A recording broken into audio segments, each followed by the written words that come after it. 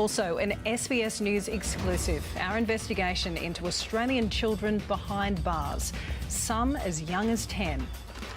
A special SBS report tonight examines serious concerns raised by the incarceration of children. In almost all Australian states and territories, children as young as 10 can be charged with a crime and imprisoned, with Indigenous children making up almost 2/3 of kids between the ages of 10 and 13 behind bars. Australia has resisted international pressure to raise the age. Worldwide, the median age of criminal responsibility is 14.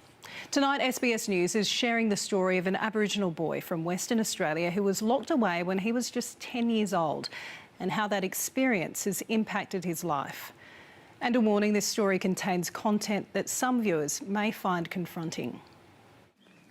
Leroy was just 10 years old when he was first put behind bars after police found his fingerprints at the scene of a burglary.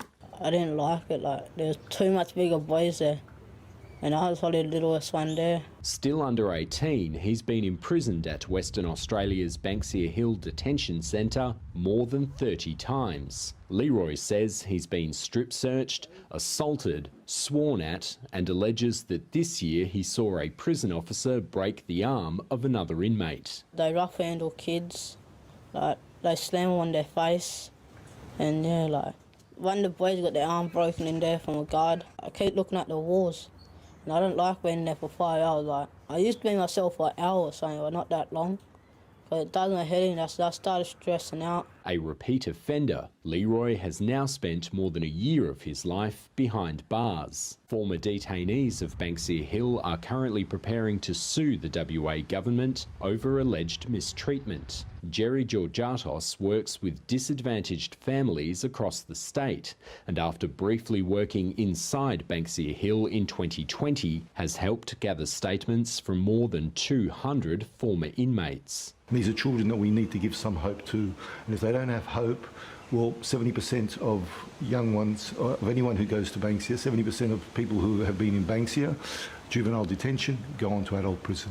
Then you've got isolation, which is the cages, intensive support unit.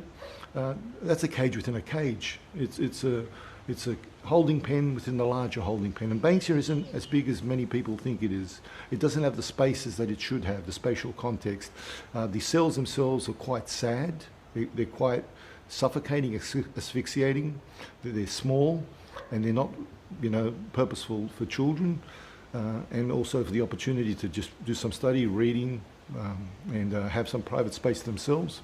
But then we've got the ISU, which is a cage within a cage. One child described it perfectly to me, or whatever, right?